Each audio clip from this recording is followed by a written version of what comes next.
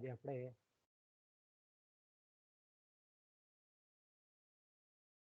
SYBA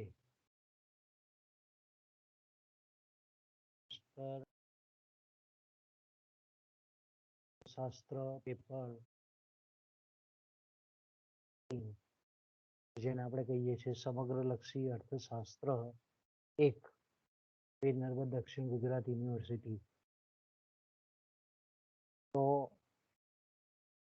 આજે આપણે જે આવતીકાલનું પેપર છે તે આપણે એની MCQની આજે આપણે ચર્ચા કરીશું.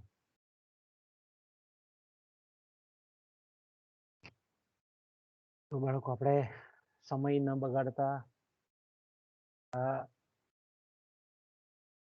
પેપર 5 અર્થશાસ્ત્ર પેપર 5 SYBA સેમેસ્ટર 3 નાણું અને બેન્કિંગ પર આપણે MCQની ચર્ચા કરીએ. પહેલો પ્રશ્ન આપણને આ રીતનો પૂછાય કે ચલણી નાણું બહાર પાડવાની ન્યૂનતમ અનામત પદ્ધતિ અન્વયે મધ્યસ્થ બેંકે નવું ચલણી નાણું બહાર પાડવું હોય તો ચલણના પીઠબળ તરીકે હાલમાં ન્યૂનતમ અનામતનું પ્રમાણ કેટલું રાખવામાં આવે છે? તો આ જે પ્રશ્ન છે તે ભારતીય અર્થતંત્રના સંદર્ભમાં છે. તો આપણે જાણીએ છીએ તે પ્રમાણે કે 1956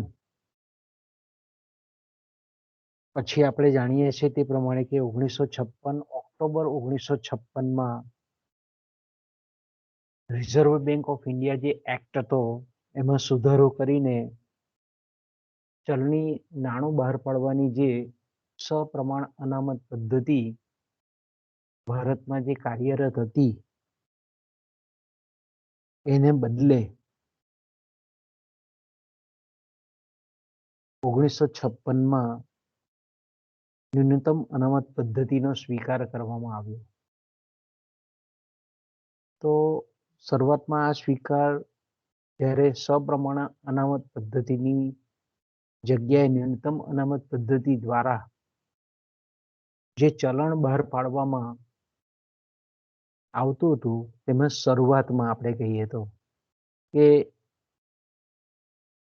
રિઝર્વ બેંક જેટલા મૂલ્યની ચલણી નોટો બહાર પાડવી હોય તો ન્યૂનતમ અનામત તરીકે 115 કરોડનું સોનું અને 400 કરોડની વિદેશી જામીનગીરીઓ સર્વપ્રથમ આ પદ્ધતિ અન્વયે રાખવાનું નક્કી થયું. સર્વપ્રથમ આપણા પ્રશ્નનો જવાબ કયો છે? હાલમાં.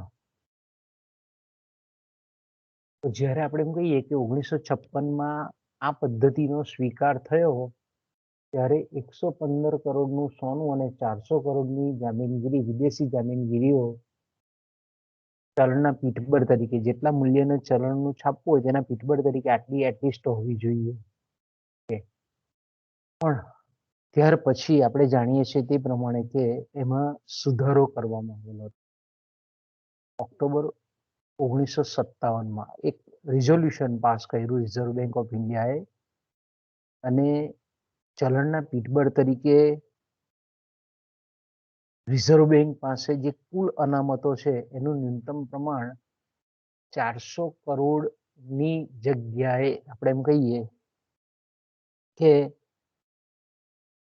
400 કરોડની જગ્યાએ એ પ્રમાણ 200 કરોડનું કરવામાં આવ્યું. અને એમાં પણ આપણે એમ કહીએ કે 115 કરોડ રૂપિયાનું સોનું અને 85 કરોડની વિદેશી જામીનગીરીઓ પીઠબળ તરીકે રાખવામાં આવી. એટલે આપણે એમ કહીએ કે આ પ્રશ્નનો જે આપણો જવાબ છે હાલમાં તો તે 1957માં જે ચલણના પીઠબળ તરીકે જેટલું મૂલ્યનું સોનું અને જેટલી કરોડની વિદેશી જામીનગીરીઓ રાખવાની હતી તેનું પ્રમાણ 115 કરોડનું સોનું અને 85 કરોડની હતી. તે હાલમાં પણ આ જ પદ્ધતિ દ્વારા ભારતમાં જે ચલણી નોટો મધ્યસ્થ બેંક દ્વારા એટલે કે રિઝર્વ બેંક ઓફ ઇન્ડિયા દ્વારા બહાર પાડવામાં આવે છે એ આટલી અનામતો રાખીને પાડવામાં આવે છે. એટલે આપણા MCQ નો જવાબ કયો આવશે? રૂપિયા 115 કરોડનું સોનું અને 85 કરોડની વિદેશી જામીનગીરી. એટલે કુલ આપણે એમ કહીએ કે ટોટલી 200 કરોડની જામીનગીરીઓ ન્યૂનતમ અનામત તરીકે રાખવામાં જોગવાઈ કરવામાં આવી છે. એટલે આપણા MCQ નો જવાબ આવશે બી. આગળ જઈએ. અહીંયા પ્રશ્ન પૂછ્યો છે, ક્રાઉથનના મત મુજબ નાણું એટલે શું? કે જેના દ્વારા વસ્તુઓ અને સેવાઓ ખરીદી અને વેચી શકાતી હોય તે વસ્તુ નાણું છે. આ વ્યાખ્યા નાણાંની છે પણ ક્રાઉથરે નથી આપી એટલે આનો સમાવેશ નથી. અમુક અર્થવ્યવસ્થામાં જુદી જુદી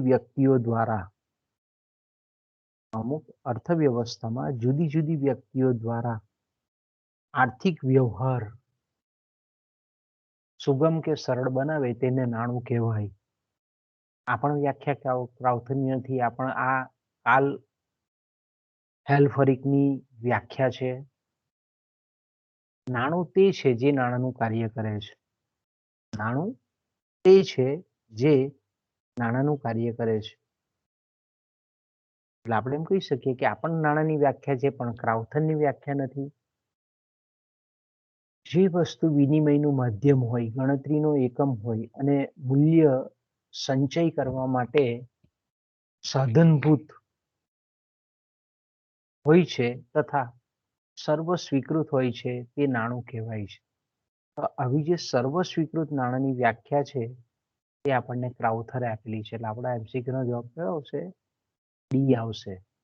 ક્રાઉથનના મત મુજબ નાણું એટલે જે વસ્તુ વિનિમયનું માધ્યમ હોય, ગણતરીનો એકમ હોય, મૂલ્ય સંગ્રાહક હોય અને સર્વ સ્વીકૃત હોય તેને આપણે નાણું કહીએ છીએ. આવી વ્યાખ્યા આપણને ક્રાઉથરે આપેલી છે. આગળ જઈએ આપણે. તમને આ રીતે પ્રશ્ન પૂછવામાં આવે, ચલણ વ્યવસ્થા પ્રજાનો સંપૂર્ણ વિશ્વાસ સંપાદન કરતી હોવી જોઈએ. ચલણ વ્યવસ્થા ચલણના આંતરિક મૂલ્યમાં વ્યાજબી સ્થિરતા જાળવવી જોઈએ. એટલે કે એની ખરીદ શક્તિ દેશના અર્થતંત્રની અંદર જળવાયેલી હોવી જોઈએ. એ જ રીતે ચલણ વ્યવસ્થા ચલણના બાહ્ય મૂલ્ય જેને આપણે વિનિમય દર કહીએ છીએ એટલે વિનિમય દરમાં પણ સ્થિરતા જળવાતી હોવી જોઈએ. ચલણ વ્યવસ્થા સ્થિતિસ્થાપક ફ્લેક્સિબલ હોવી જોઈએ અને કરકસરયુક્ત પણ હોવી જોઈએ. એ જ રીતે ચલણ વ્યવસ્થા સરળ હોવી જોઈએ. એટલે કે દેશનો સામાન્યમાં સામાન્ય નાગરિક તે સમજી શકે તેવી હોવી જોઈએ. તો આપણને આ જે લક્ષણો આપેલા છે તે શેના લક્ષણો છે, કોના લક્ષણો છે નીચેના વિકલ્પો પૈકીના? તો કે આ લક્ષણો ચલણ સિદ્ધાંતના છે ના, ન્યૂનતમ અનામત પદ્ધતિના છે તો લાગુ પડતું નથી. બેન્કિંગ સિદ્ધાંતના છે ના, આ જે છે તે સંગીન ચલણ વ્યવસ્થાના છે. એટલી કોઈ પણ દેશની ચલણ વ્યવસ્થા આ લક્ષણોનું પાલન કરતી હોવી જોઈએ. તેને આપણે કહીએ છીએ સાઉન્ડ કરન્સી સિસ્ટમ એને આપણે કહીએ છીએ. એટલે આપણે જવાબ કયો આવશે? ઉપરોક્ત લક્ષણો સંગીન ચલણ વ્યવસ્થાના છે.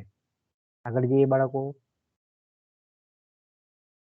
નાણાંના મુખ્ય કાર્યો, પ્રાથમિક કાર્યો એટલે આપણને ખબર છે કે નાણાંના મુખ્ય કાર્યમાં એક તો વિનિમયનું માધ્યમ અને મૂલ્યનું માપદંડ, મૂલ્યનો માપ.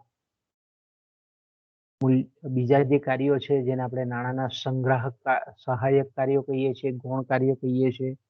ખાસ કરીને મૂલ્યનો સંચયકર્તા તરીકે, સંગ્રાહક તરીકે,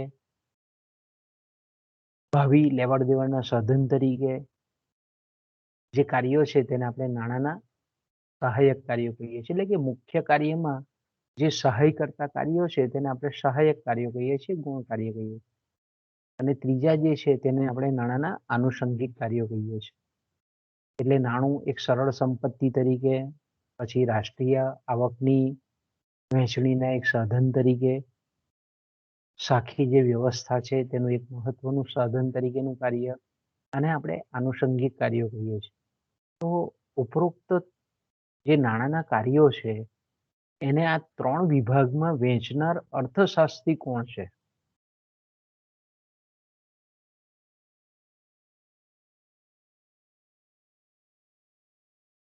તો બાળકો આપણે જાણીએ છીએ તે પ્રમાણે કે ક્રાઉથરે નાણાંની સર્વસ્વીકૃત વ્યાખ્યા આપેલી છે. કાર્લ હેલફરીકે પણ આપણે કહીએ તે પ્રમાણે કે આગળ જ જોઈ ગયા કે એ પણ નાણાંની વ્યાખ્યા છે. ગુસ્તાવ કેસલે પણ નાણાંની વ્યાખ્યા આપેલી છે. કિનલે અર્થશાસ્ત્રી એક એવા અર્થશાસ્ત્રી છે કે જેમણે નાણાંની નાણાંના જે કાર્યો છે તેને 3 વિભાગમાં વહેંચવાનું કામ એમણે કરેલું છે. એટલે આપણો જવાબ આવશે કિનલે. જવાબ કયો આવશે બાળકો? તો જવાબ આવશે કિનલે. કે આ જે નાણાંના કાર્યો બતાવેલા છે એને વર્ગીકૃત કરવાનું મુખ્ય, સહાયક અને આનુષંગિક કાર્યોમાં વર્ગીકૃત કરવાનું શ્રેય એ કિનલેને ફાળે જાય છે. આગળ જઈએ બાળકો. જો અન્ય પરિબળો સ્થિર રહે તો નાણાંના પરિમાણ અને ભાવ સપાટી વચ્ચે સીધો અને સપ્રમાણ સંબંધ છે. ડાયરેક્ટ અને પ્રપોર્શનેટ સંબંધ છે તેમ આ સિદ્ધાંત જણાવે છે. ભાવ સપાટી અને નાણાંના મૂલ્ય વચ્ચે વ્યસ્ત સંબંધ છે. એટલે નાણાંનો જો પુરવઠો વધે તો ભાવ સપાટી વધે છે. જે દરે નાણાંનું પરિમાણ વધે છે એ જ દરે ભાવ સપાટીમાં પણ વધારો થાય છે એવું આપણને આ સિદ્ધાંત જણાવે છે. બીજું આપણને એવું કેવું છે કે જે દરે ભાવ સપાટીમાં વધારો થાય છે એ જ દરે નાણાંનું મૂલ્ય એટલે કે નાણાંની ખરીદ શક્તિમાં પણ ઘટાડો થાય છે. એટલે ભાવ સપાટી અને નાણાંના મૂલ્ય વચ્ચે આપણને વ્યસ્ત સંબંધ જોવા મળે છે. તો આપણે એમ કહીએ કે નાણાંનું પરિમાણ વધે તો ભાવ સપાટી વધે એટલે નાણાંનું મૂલ્ય ઘટે, અને તેનાથી ઉલટું નાણાંનું પરિમાણ ઘટે તો ભાવ સપાટી પણ ઘટે અને તેથી નાણાંનું મૂલ્ય. આ કયા સિદ્ધાંતનું હદ છે? આ આપણને કહીએ કે આપણને નાણાંના મૂલ્ય નિર્ધારણના સિદ્ધાંતો વાળો જે ટોપિક છે એમાં આપણે એમ કહીએ કે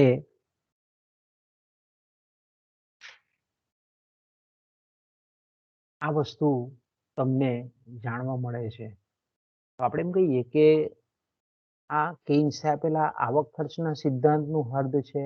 નથી. વસ્તુની કિંમત નિર્ધારણના સિદ્ધાંતનું હદ છે? નથી.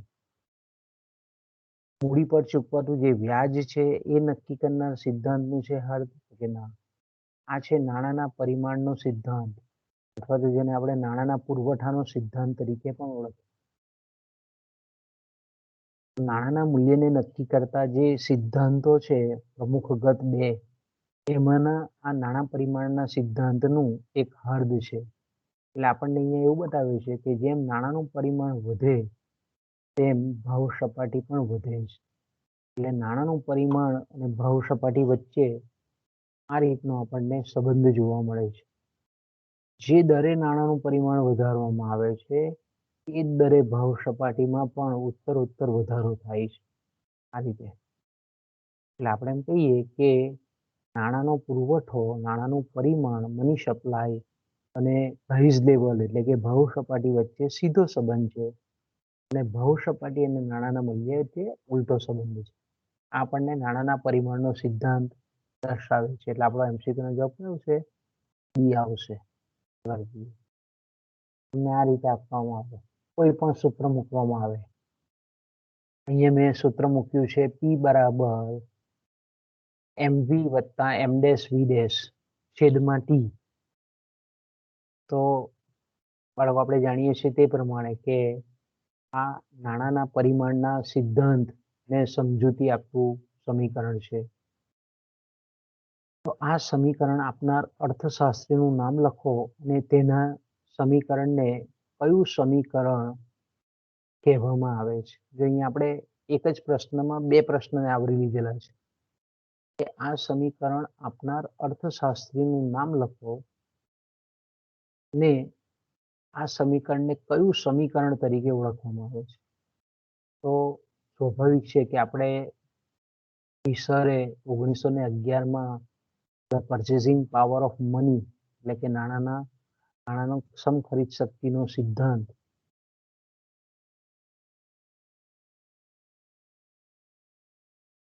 પરચેસિંગ પાવર ઓફ મની એટલે કે નાણાનો ખરીદ શક્તિનો સિદ્ધાંત આપણે એમ કહીએ કે આ પુસ્તક જે લખેલું હતું તેમાં એમણે નાણાના પરિમાણ અથવા તો નાણાના પુરવઠો એ નાણાનું મૂલ્ય નક્કી કરવામાં મહત્વનો ભાગ ભજવે છે એવી આ સમીકરણ દ્વારા સમજૂતી આપેલી છે. એટલે આપણો જવાબ કયો આવશે? ફિશર આવશે. અને આ જે સમીકરણ છે તેને આપણે વિનિમયનું સમીકરણ કહીએ. કારણ કે આપણે જાણીએ છીએ તે પ્રમાણે કે ફિશરે પ્રશિષ્ટ અર્થશાસ્ત્રીઓની જે ધારણાઓ હતી તેને ધ્યાનમાં લઈને આ સિદ્ધાંતની સમજૂતી આપેલી છે. અને તેમાં માત્ર ને માત્ર નાણાંનું એક જ કાર્ય વિનિમયના માધ્યમ તરીકેનું એનો સ્વીકાર કરેલો છે. એટલે આપણે એમ કહીએ કે આ જે સમીકરણ છે તેને આપણે વિનિમય સમીકરણ કહીએ. એટલે આપણે MCQ જવાબ કયો આવશે બાળકો? ફિશર અને વિનિમય સમીકરણ. તમને આ જ સમીકરણને ઉલટાવીને પણ પૂછે પીવી બરાબર એમવી, એમવી બરાબર પીટી, પીટી બરાબર એમવી અથવા તો એમવી બરાબર પીટી કોઈ પણ એકને સૂત્રનો કર્તા બનાવી દેવામાં આવે અને પછી પદને બીજી બાજુ લઈ જવામાં આવે અને સૂત્રને આપણે એમ કહીએ કે થોડું ટ્વિસ્ટ કરી નાખવામાં આવે અને પછી પણ તમને પૂછવામાં આવે કે આ કોણે આપેલું સમીકરણ છે. બાળકો તમને તરત સ્ટ્રાઇક જવી જોઈએ કે આ ફિશરનું સમીકરણ છે અને ફિશરના સમીકરણમાં આપણે જાણીએ છીએ તે પ્રમાણે કે એમ બરાબર કાયદેસરના ચલણી નાણાંનો પુરવઠો, વી બરાબર કાયદેસરનું જે ચલણી નાણું છે તેનો ચલણ વેગ, એમ ડેશ એટલે તેને આપણે બેંક નાણું કહીએ છીએ, સાખી નાણું કહીએ છીએ એનું પ્રમાણ, વી ડેશ એટલે સાખી નાણાંનો ચલણ વેગ અને ટી બરાબર નંબર ઓફ ટ્રાન્ઝેક્શન્સ જેને આપણે વિનિમયનું પ્રમાણ, સોદાઓની સંખ્યા એટલે કે અર્થતંત્રમાં જેટલી પણ ચીજ વસ્તુઓ અને સેવાઓની આપ-લે થાય છે એ સંખ્યા આપણને ટ્રાન્ઝેક્શન્સ બતાવે છે, ટી બતાવે છે. તો આપણે પરીક્ષામાં તમને એવી રીતે પણ પૂછે કે આ આપેલું આ જે ફિશરનું સમીકરણ છે એમાં કોઈ પણ પદ એમ, વી, એમ ડેશ, વી ડેશ, ટી એ શું સૂચવે છે આપણને તરત ખબર પડવી જોઈએ. એક જ પ્રશ્નમાંથી ઘણા બધા પેટા પ્રશ્નો પણ બની શકે છે. આગળ જઈએ આપણે બાળકો. સરકારને જ્યારે યુદ્ધ પાછળ વિપુલ પ્રમાણમાં ખર્ચ કરવું પડે અથવા તો સરકાર જ્યારે વિકાસના કાર્યો પાછળ મોટા પ્રમાણમાં ખર્ચ કરે અથવા તો જ્યારે સરકારના બિન વિકાસ ખર્ચમાં જંગી વધારો થતો હોય તો આવા ખર્ચને લીધે પ્રજાની નાણાકીય આવક વધતા તેમની ખરીદ શક્તિમાં વધારો થાય છે અને પરિણામે વપરાશી ચીજ વસ્તુઓની માંગ પર ભારે દબાણ આવે છે. પરંતુ આ વસ્તુઓના ઉત્પાદનમાં તાત્કાલિક વધારો થઈ શકતો ન હોવાથી ભાવમાં વૃદ્ધિ થાય છે. એટલે આપણે કહી શકીએ કે લોકોની નાણાકીય આવક જેટલી ઝડપથી વધે છે એને પરિણામ સ્વરૂપ ચીજ વસ્તુઓ અને સેવાઓની માંગ વધે છે. પણ એટલી ઝડપથી આપણે એમ કહીએ કે ઉત્પાદન પ્રક્રિયા સંકુલ હોવાને લીધે વસ્તુઓનું ઉત્પાદન ઓછું થાય છે એટલે કે પુરવઠો ઘટે છે. એટલે માંગ અને પુરવઠા વચ્ચેની જે અસંતુલન ઊભી થાય અને જે અર્થતંત્રમાં ભાવોમાં વૃદ્ધિ થાય, અર્થતંત્રમાં ફુગાવાની પરિસ્થિતિ સર્જાય છે. તો આ પ્રકારના ફુગાવાને નીચે પૈકી કયો પ્રકાર કહેવામાં આવે? આને આપણે કહીએ છીએ માંગજન્ય ફુગાવો, માંગ પ્રેરિત ફુગાવો પણ કહેવામાં આવે. ડિમાન્ડ ઇન્ડ્યુસ ઇન્ફ્લેશન પણ એને કહેવામાં આવે. આપણે બધા જ ફુગાવાના પ્રકારો ખબર હોવી જોઈએ. મંદી મિશ્રિત ફુગાવો કોને કહેવાય જેને આપણે સ્ટેગ્ફ્લેશન કહીએ છીએ. પોસ્ટ ઇન્ફ્લેશન અથવા તો ખર્ચ પ્રેરિત ફુગાવો આપણે દરેક ફુગાવાની વ્યાખ્યા યાદ રાખવાની. મુક્ત ફુગાવો અને અંકુશિત ફુગાવો કોને કહેવામાં આવે છે. આ તમામ જે ડેફિનેશન્સ છે, વ્યાખ્યાઓ છે એ આપણા મગજમાં હોવી જોઈએ. કોઈ પણ મૂકી શકે. આ મેં આ માંગ પ્રેરિત ફુગાવાની કે માંગજન્ય ફુગાવાની વ્યાખ્યા મૂકીને તમને પૂછ્યું છે. ખર્ચ પ્રેરિત ફુગાવાની પણ વ્યાખ્યા આ રીતે મૂકી શકાય. મંદી મિશ્રિત ફુગાવાની વ્યાખ્યા પણ મૂકી શકાય. આગળ જઈએ બાળકો આપણે. એટલે આપણો આ જે MCQ છે એને આપણે એનો જવાબ કયો આવશે? ડી આવશે, માંગજન્ય ફુગાવો. આગળ જઈએ. અને આ રીતે વિધાન આપી દેવામાં આવે બે. નાણાંનું મૂલ્ય એટલે નાણાંના એક એકમના વિનિમય દ્વારા આપણે કેટલી ચીજ વસ્તુઓ કે સેવાઓ પ્રાપ્ત કરી શકીએ છીએ તેને નાણાંનું મૂલ્ય કહેવાય છે. ઓકે. અને બીજું વિધાન છે ભાવ સપાટી અને નાણાંના મૂલ્ય વચ્ચે વ્યસ્ત સંબંધ છે કે ભાવો વધે તો નાણાંનું મૂલ્ય કે નાણાંની ખરીદ શક્તિ ઘટે છે. ભાવ સપાટીમાં વધારો થાય ત્યારે નાણાંના મૂલ્યમાં ઘટાડો થાય છે એમ. આથી ઉલટું, આથી વિપરીત, કે ભાવ સપાટીમાં ઘટાડો થાય ત્યારે નાણાંના મૂલ્યમાં વધારો થયો એમ કહેવાશે. આપણે એમ કહીએ કે નાણાંનું મૂલ્ય એટલે નાણાંના એક એકમના વિનિમય દ્વારા આપણે કેટલી ચીજ વસ્તુઓ કે સેવાઓ પ્રાપ્ત કરી શકીએ છીએ તેને નાણાંનું મૂલ્ય કહીએ છીએ. નાણાંની ખરીદ શક્તિ પણ કહેવામાં આવે છે. આ વિધાન સાચું છે. એ જ રીતે ભાવ સપાટી અને નાણાંનું મૂલ્ય વચ્ચે પણ તફાવત છે કે ભાઈ અર્થતંત્રમાં જો ભાવો વધતા હોય તો આપણી પાસેના જે નાણાં છે એની ખરીદ શક્તિ ઘટાડો થાય છે. એટલે ભાવ સપાટી વધે તો આપણે એમ કહીએ કે નાણાંનું મૂલ્ય ખરીદ શક્તિ ઘટે છે. એટલે વ્યસ્ત સંબંધ છે આપણે ચોક્કસ રીતે કહી શકીએ કે તો આ વિધાન પણ સાચું છે. આપણે એમ કહીએ કે આપણા MCQ નો જવાબ આવશે બંને વિધાનો સાચા છે. બંને વિધાનો કેવા છે? બંને વિધાનો સાચા વિધાનો છે. આગળ જઈએ બાળકો આપણે. એ જ રીતે આ રીતે પૂછે દેશના અર્થતંત્રમાં જુદા જુદા ક્ષેત્રોમાં કેવા પરિવર્તનો થઈ રહ્યા છે તે અંગેનું ઉપયોગી અને માર્ગદર્શક ચિત્ર ખાલી જગ્યા રજૂ કરે છે. જીવન નિર્વાહ અંગેના ખાલી જગ્યા આંકો વેતન નીતિના ઘડતરમાં સહાયભૂત થાય છે.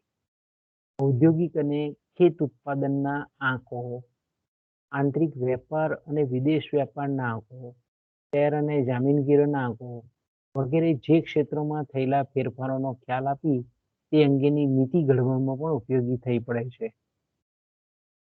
નંબર 4. ખાલી જગ્યાને યોગ્ય રીતે જ અર્થતંત્રનું આર્થિક બેરોમીટર કહેવામાં આવે છે, ઓળખવામાં આવે છે. તો અહીંયા આ ચારે ચાર ખાલી જગ્યા, ત્રણ ખાલી જગ્યા છે તેમાં એક જ નીચેના 4 ઓપ્શન પૈકીનો એક જ વિકલ્પ આવે છે. તો કયો કહેવાય? તો કે આને હ્યુમન ડેવલપમેન્ટ ઇન્ડેક્સ કહેવાય, માનવ વિકાસ આંક કહેવાય? તો કે ના. અને શેર બજારનો આંક કહેવાય? સેન્સેક્સ? ના, સેન્સેક્સ પણ નથી. આને આપણે કહીએ છીએ ભાવ સૂચકાંક, ભાવાંક, પ્રાઇસ ઇન્ડેક્સ. સૂચકાંક તરીકે પણ એને ઓળખીએ છીએ. તો આપણે એમ કહીએ કે આપણા MCQ નો જવાબ કયો આવશે બાળકો? સૂચકાંક. આ રીતે કોઈ પણ એક કે બે સેન્ટેન્સ મૂકી દેવામાં આવે. ખાલી જગ્યાને યોગ્ય અર્થતંત્રનું આર્થિક બેરોમીટર કહેવામાં આવે છે. તરત આપણો MCQ નો જવાબ આવશે ભાવ સૂચકાંક. આગળ જઈએ. એ જ રીતે જાહેર ક્ષેત્રની બેંકોને મૂડી બજારમાંથી ઇક્વિટી કેપિટલ મેળવવાની છૂટ.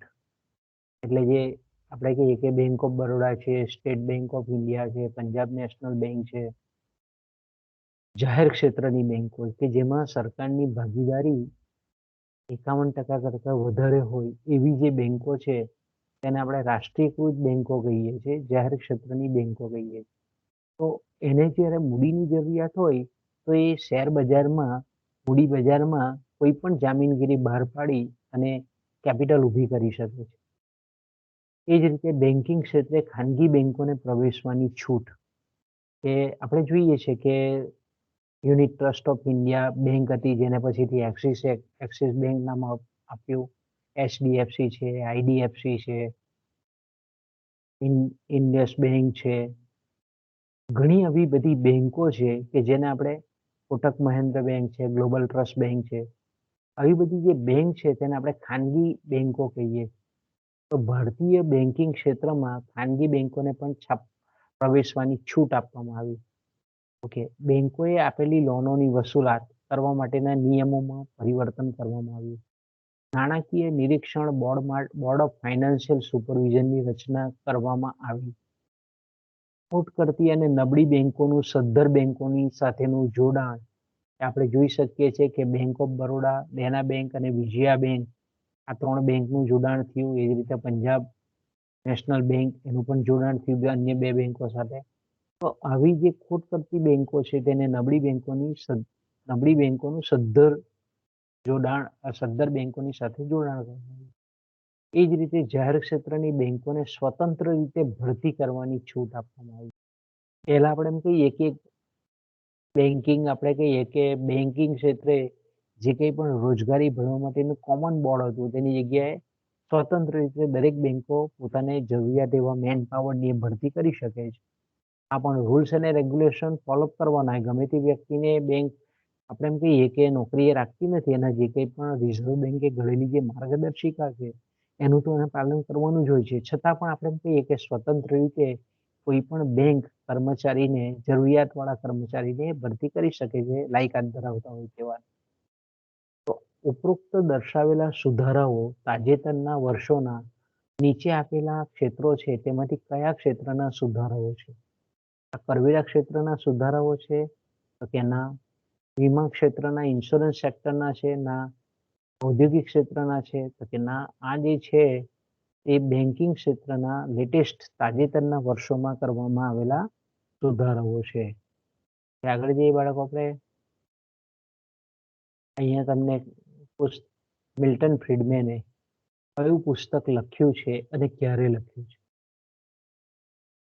મિલ્ટન ફ્રીડમેન એટલે આપણે જાણીએ છીએ કે નાણાંના પરિમાણના સિદ્ધાંતનું પુનઃ સંસ્કરણ કર્યું, નાણાંની માંગનું વિધેય આપ્યું, કાયમી આવકનો ખ્યાલ સમજાવીને. અહીંયા આપણે જોઈએ છીએ કે ધ વેલ્થ ઓફ નેશન્સ 1774 એટલે જેને આપણે અર્થશાસ્ત્રના પિતા કહીએ છીએ એડમ સ્મિથ, એમનું પુસ્તક છે આ. એટલે આ પણ નહીં આવે. પ્રિન્સિપલ ઓફ ઇકોનોમિક્સ 1890માં માર્શલે લખેલું પુસ્તક છે જે તમે એફઆઈમાં ભણી ગયા, એકમલક્ષી અર્થશાસ્ત્ર. એ પ્રિન્સિપલ ઓફ ઇકોનોમિક્સનું જે આપણે એમ કહીએ કે પુસ્તક ભણી ગયા. ધ જનરલ થિયરી તમે આવતા વર્ષે ટીવાયમાં આવશો ત્યારે ભણશો. કેન્સનું પુસ્તક છે the general theory. Interest, money and આપણે કહીએ તો એ પુસ્તકનું આખું જનરલ થિયરી છે, સામાન્ય સિદ્ધાંત છે. તો આપણે એમ કહીએ કે આ કેન્સનું પુસ્તક છે. તો હવે આપણો બાકી રહ્યો જવાબ કયો છે બાળકો? કે studies in quantity theory of money. આ જે પુસ્તક છે તે મિલ્ટન ફ્રીડમેને લખેલું છે, 1956માં લખેલું છે. એટલે આપણા એમસીક્યુ નો જવાબ આવશે બી. આગળ જઈએ બાળકો. આ રીતે તમને પ્રશ્ન પૂછવામાં આવે કે નીચે દર્શાવેલા પીગુના રોકડ પસંદગીના સિદ્ધાંતમાં સમીકરણમાં કે શું દર્શાવે છે? આ કેનું મૂલ્ય આપણને શું બતાવે છે? કે એટલે શું? કે એટલે વાસ્તવિક આવક. પીગોનું આપણે જાણીએ છીએ તે પ્રમાણે કેમ્બ્રિજ સમીકરણ છે પીગુએ આપેલું. તો પીગોના મતે વાસ્તવિક આવક એટલે શું છે? તો કે આર છે. R for real income. નાણાંનું પરિમાણ તો કે મની સપ્લાય. ભાવ સપાટી તો કે પી. હવે બાકી કયું રહ્યું? કે વાસ્તવિક આવકનો જે ભાગ તે ભાગ કે જો લોકો રોકડ સ્વરૂપમાં રાખવા માંગે છે તેનું પ્રમાણ. કે આપણને શું બતાવે છે? કે અર્થતંત્રની જે વાસ્તવિક આવક છે, વાસ્તવિક આવક એટલે શું? કે અર્થતંત્રના જે કંઈ પણ ઉત્પાદનના સાધનો છે એ જે કંઈ પણ વર્ષ દરમિયાન ચોખ્ખું ઉત્પાદન કરે છે એનો જે ભાગ લોકો રોકડ સ્વરૂપે હાથ પર રાખવા માંગે છે એને કે એટલે કે કેશ ઓન હેન્ડ જેને આપણે કહીએ તો એનો સિમ્બોલિક કે બતાવ્યો છે અહીંયા પીગુએ. તો આપણે એમ કહીએ કે વાસ્તવિક આવકનો જેટલો ભાગ લોકો આપણે એમ કહીએ કે હાથ પર વધારે રાખે એટલું આપણે એમ કહીએ કે નાણાંનું મૂલ્ય વધે છે. પીગુ આપણને આ સમીકરણ દ્વારા શું સમજાવે છે કે જેમ વાસ્તવિક આવકનો ભાગ લોકો વધારે સ્વરૂપમાં રોકડ સ્વરૂપમાં જો હાથ પર રાખવા માંગે સરળ સ્વરૂપમાં, તો એનો મતલબ એવો થાય કે અર્થતંત્રમાં એ લોકો ખર્ચ કરવા માંગતા નથી. ખર્ચ કરવા નથી માંગતા એટલે ભાવ સપાટી એટલી વધતી નથી, અને ભાવ સપાટી વધતી નથી એટલે નાણાંનું મૂલ્ય જે છે તે ઘટતું નથી. એટલે કે વધે તો ભાવ સપાટી ઘટે, એનું મૂલ્ય જો વધે તો ભાવ સપાટી ઘટે, અને ભાવ સપાટી ઘટે નાણાંનું મૂલ્ય જે છે તેમાં વધારો થાય. આ સમજૂતી આપણને પીગુ આ રીતે સમજાવે છે. અને વાસ્તવિક આવકની સમજૂતી માટે એમણે શું કરેલું છે, ઘઉંનું ઉદાહરણ લીધેલું છે. એ અર્થતંત્રમાં ધારો કે એક જ વસ્તુનું ઉત્પાદન થાય છે, વાસ્તવમાં તો લાખો કરોડો વસ્તુઓ ઉત્પાદન થાય છે, પણ પીગુએ ખાલી સરળતા ખાતર સમજી શકાય એટલા માટે ઘઉંનું ઉત્પાદન બતાવ્યું છે. આમાંથી કોઈ પણ મૂકી શકે. એમ કોને કહેવાય, સી કોને કહેવાય, એચ કોને કહેવાય, 1 - સી કોને કહેવાય, આમાંથી કોઈ પણ મૂકી શકે અને તમને પૂછવામાં આવે આ રીતે. આગળ જઈએ બાળકો. પ્રજાની રોકડ વૃત્તિમાં થયેલો ઘટાડો, જો રોકડ વૃત્તિમાં થયેલો ઘટાડો તથા ઉત્પાદકો તરફથી ધિરાણની માંગમાં થયેલો ઘટાડો વેપારી બેંકોની શાક સર્જન પ્રવૃત્તિ પર કેવી અસર કરશે? કે લોકો હાથ પર રોકડ ઓછી રાખવા માંગતા હોય, એટલે ખર્ચ કરી નાખવા માંગતા હોય, એટલે કે બચત કરવા નથી માંગતા, બચત કરવા માંગે છે. જો પ્રજાની રોકડ વૃત્તિમાં થયેલો ઘટાડો, રોકડ વૃત્તિમાં થયેલો ઘટાડો એટલે શું થાય કે હાથ પર લોકો બચત ઓછી કરવા માંગે છે, લોકો ખર્ચ કરવા માંગે. એ જ રીતે ઉત્પાદકો તરફથી ધિરાણની માંગમાં થયેલો ઘટાડો. બીજી બાજુ આપણે એમ કહીએ કે પેઢીઓ પણ લોન લેવાની ના પાડે, તો વેપારી બેંકોની શાક સર્જનની પ્રવૃત્તિ પર એની કેવી અસર થાય? હકારાત્મક અસર થાય કે નકારાત્મક થાય? તો કે હકારાત્મક તો નથી જ થતી, કોઈ અસર કરશે નહીં, ના એવું પણ નથી, તો અસર થાય જ આ બંને પરિબળોને લીધે. તો આ જે અસર છે એ આવશે નકારાત્મક. પ્રજાની રોકડ વૃત્તિમાં થયેલો ઘટાડો અને ઉત્પાદકો તરફથી જો લોન કે ધિરાણની માંગમાં થયેલો ઘટાડો હોય તો વેપારી બેંકોની શાક સર્જન પ્રવૃત્તિ પર એ નકારાત્મક અસર બહાર કરે છે, નકારાત્મક અસર કરે છે. એટલે શાક સર્જનની જે એમ કહીએ કે જે પ્રવૃત્તિ છે એમાં 100% ઘટાડો થાય છે, એટલે ઘટાડો થાય છે. આગળ જઈએ બાળકો આપણે. તમને આ રીતે પણ પૂછે કે ભાવ સૂચકાંક એટલે શું, ભાવાંક એટલે શું, કોઈ પણ શબ્દ પ્રયોગ મૂકે તો ભાવ સૂચકાંક એટલે નાણાંના મૂલ્યમાં થતા ફેરફારો જે પદ્ધતિ દ્વારા માપવામાં આવે છે તેને આપણે સૂચકાંક કહીએ છીએ, સૂચકાંક પદ્ધતિ કહેવામાં આવે છે. આ વિધાન સાચું છે. સમયના બે બિંદુઓ વચ્ચે નાણાંના મૂલ્યમાં થતા ફેરફારો સૂચકાંક પદ્ધતિ દ્વારા માપી શકાય છે, તો કે આ પણ ખરું છે. સૂચકાંક એ આંકડાઓની એક એવી શૃંખલા છે જે વસ્તુઓના મૂલ્યની સપાટીને નાણાકીય મૂલ્યમાં વ્યક્ત કરે છે. તે એવા સાપેક્ષ આંકડાઓ રજૂ કરે છે જે બે વિભિન્ન સમયમાં ખરીદ શક્તિ અને મૂલ્યની સપાટીને માપવામાં મદદ કરે છે. તો કે આ પણ ભાવ સૂચકાંક દર્શાવે છે આપણને. તો ઉપરના તમામ, આપણો જવાબ કયો આવશે બાળકો? ઉપરના તમામ. આ 3 ભાવ સૂચકાંકનો અર્થ આપણને સમજાવે છે. અ, બ અને ક જે આપણા વિકલ્પો છે તે. એટલે આપણે એમ કહીએ કે ઉપરના 3 વિકલ્પો એ આપણા એમસીક્યુના પ્રશ્નને અનુમોદન આપે છે, એટલે આપણો જવાબ આવશે ઉપરના તમામ. આમાંથી કોઈ પણ તમને એવું બી પૂછે કે કોઈ પણ વ્યાખ્યા આપી દેવામાં આવે, 3માંથી એક વ્યાખ્યા મૂકી દેવામાં આવે અને પછી નીચે કહેવામાં આવે કે આને શું કહેવાય, આપણને તરત ખબર પડી જાય કે આને ભાવ સૂચકાંક તરીકે ઓળખાવી શકાય. આ રીતનો પણ પ્રશ્ન કોઈ પેપર સેટર મૂકે કે ભારિત ભાવ સૂચકાંકનું સૂત્ર નીચે પૈકી કયું છે? આપણે બીજો જ આપણો ટોપિક છે નાણાંના મૂલ્યને માપતી પદ્ધતિઓ. તો નાણાંના મૂલ્યને માપતી જે પદ્ધતિ છે જેને આપણે ભાવ સૂચકાંક પદ્ધતિ કહીએ છીએ, અને આપણે જાણીએ છીએ તે પ્રમાણે કે બિશપ ફ્લીટવુડે સર્વપ્રથમ એની સમજૂતી આપણને આપેલી જોવા મળે છે. ભારતમાં પણ ઘણા બધા વર્ષો પહેલા આપણે એમ કહીએ કે એટલે કે 1876ના વર્ષને 18 વર્ષ ગણીને ભારતમાં પણ પહેલો ભાવ સૂચકાંક તૈયાર કરવામાં આવેલો હતો. તો આપણે એમ કહીએ કે ભાવ સૂચકાંકમાં બે પ્રકારો છે, સાદો સૂચકાંક અને ભારિત સૂચકાંક. સાદા સૂચકાંકની રચનામાં આપણને ખબર છે કે આપણે એક અલગ અલગ વસ્તુઓની પસંદગી કરીએ અને પછી એ પસંદગી કર્યા પછી જે આંક આવે એને આપણે વસ્તુઓની સંખ્યા વડે ભાગીએ છીએ. આપણે એમ કહીએ કે એને આપણે એ રીતે જ્યારે મેળવીએ છીએ તો તેને આપણે સાદો સૂચકાંક કહીએ છીએ. કુલ આંક છેદમાં વસ્તુઓની સંખ્યા.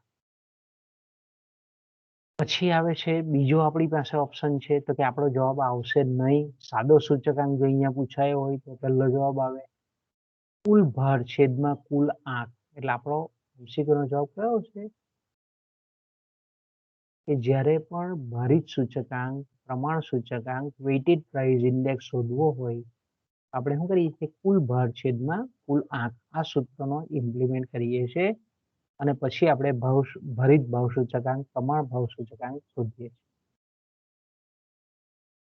કુલ આંક છેદમાં કુલ ભાર, કુલ ભાર છેદમાં કુલ આંક. એટલે આ નહીં આવશે, સોરી, એક્સ્ટ્રીમલી સોરી બાળકો, આપણો આ જવાબ નહીં આવશે. આપણો જવાબ આવશે આ કુલ આંક છેદમાં કુલ ભાર. કુલ આંક છેદમાં કુલ ભાર. આ નહીં આવશે. આપણે પેપર સેટર ગૂંચવવા માટે હું મૂકે, હું પોતે જ ગૂંચવાયો છું, મેં પણ મૂક્યું તો પણ આપણો જવાબ કયો આવશે, કુલ આંક છેદમાં કુલ ભાર. એટલે આપણો સાચો જવાબ આવશે હા.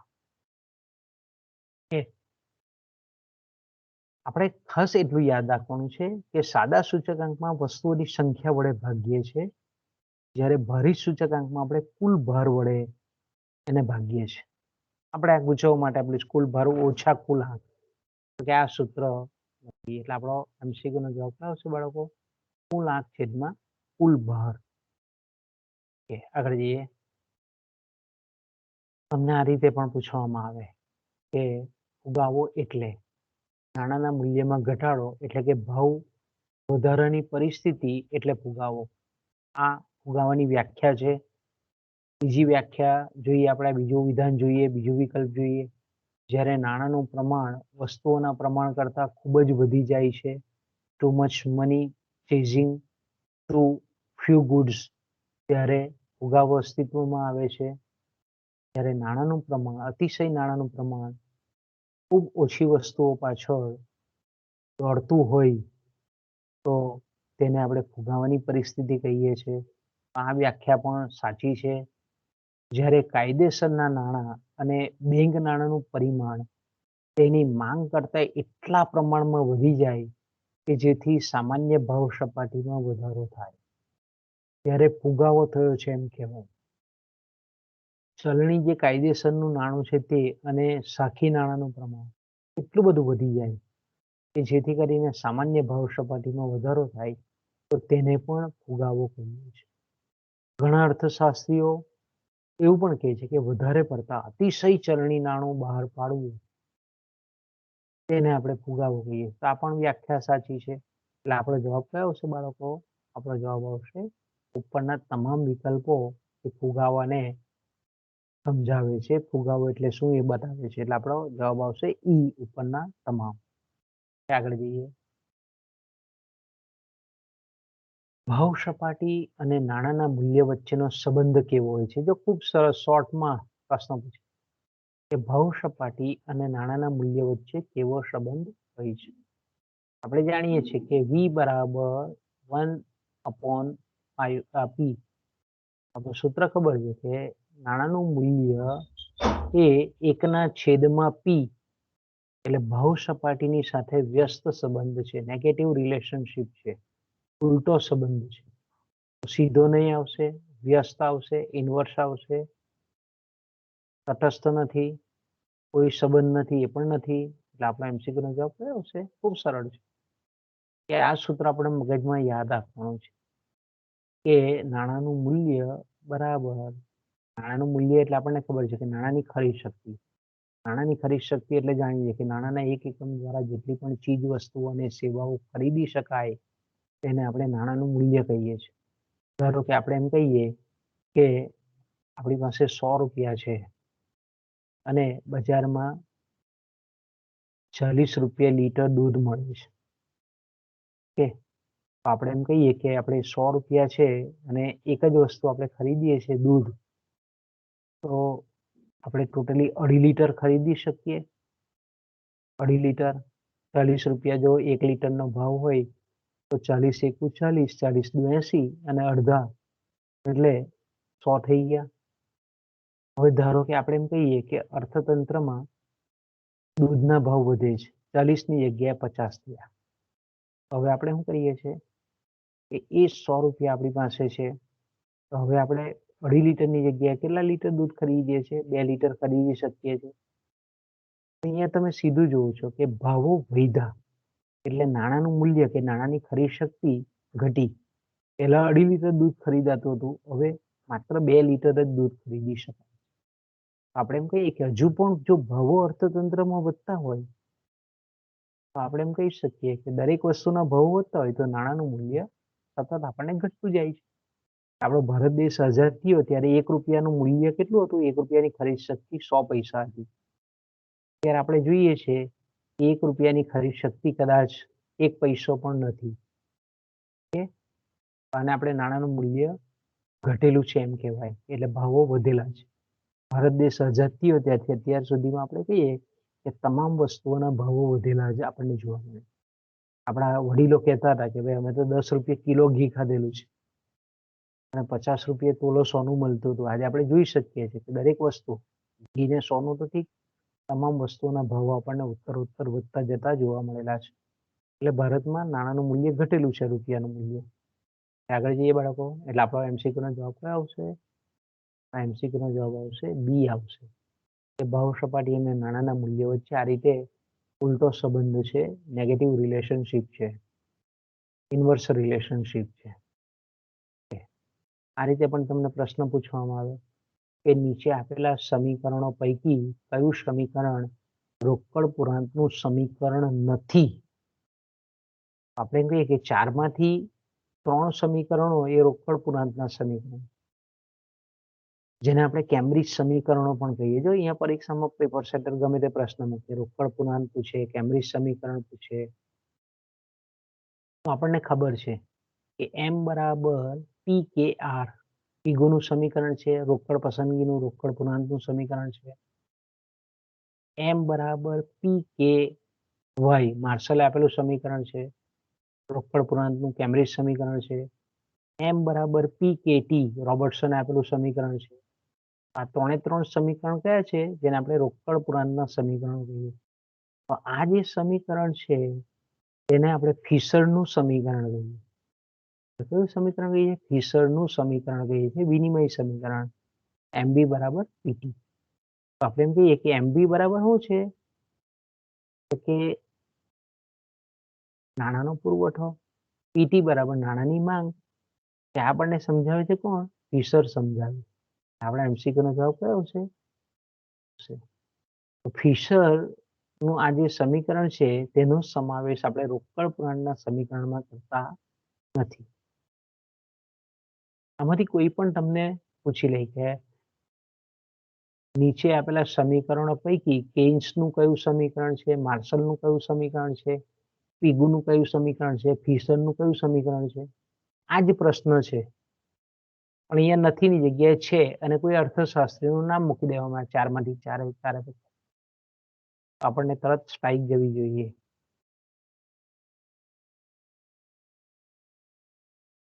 આપણને અહીંયા એવું બતાવે છે કે અર્થતંત્રમાં પ્રવર્તતી બેરોજગારીને લીધે અમુક સપાટી અર્થતંત્રમાં પ્રવર્તતી બેકારીને અમુક સપાટી કરતા નીચી લઈ જવાનો પ્રયત્ન ફુગાવામાં પરિણમે છે. કઈ રેખા દ્વારા આ હકીકતનો નિર્દેશ કરવામાં આવે છે, નિર્દેશ કરે છે, અથવા કઈ રેખા આપણને આ સમજાવે છે કે જો અર્થતંત્રમાં બેરોજગારી પ્રવર્તી હોય, જો આપણે એને નીચે લઈ જવાની કોશિશ સરકાર દ્વારા કરવામાં આવે, આપણે એમ કહીએ કે સરકારે ઘણા બધા મૂડી સાધનો, મૂડી રોકાણ કરવું પડે અને એને પરિણામ સ્વરૂપ અર્થતંત્રમાં નાણાકીય આવકો વધે. તો એક બાજુ આપણે એમ કહીએ કે બેરોજગારી ઘટાડવા જઈએ તો સાથે સાથે આપણે એમ કહીએ કે અર્થતંત્રમાં ભાવ વધારો એટલે કે ફુગાવાની પરિસ્થિતિ પણ પ્રવર્તતી જોવા મળે. તો આવું આપણને કોણ સમજાવે છે? તો કે આવું આપણને ફિલિપ્સ રેખા સમજાવે. આવું આપણને ફિલિપ્સ કર્વ સમજાવે છે, ફિલિપ્સ રેખા સમજાવે. રોકડ પસંદગી રેખા આપણે જાણીએ છીએ તે પ્રમાણે કે વ્યાજના દરને સમજાવતી લિક્વિડિટી પ્રેફરન્સ વાળી રેખા છે. આ રીતની ખબર છે કેઇન્સે પણ બતાવેલું છે. સટ્ટાકીય હેતુસર થતી જે નાણાંની માંગ છે તે, એટલે રોકડ પસંદગીની રેખા નથી, નાણાંની માંગ રેખા નથી, નાણાંના પુરવઠાની રેખા નથી. જવાબ કયો આવશે? ફિલિપ્સ રેખા. ઓકે, આગળ જઈએ. પ્રશ્ન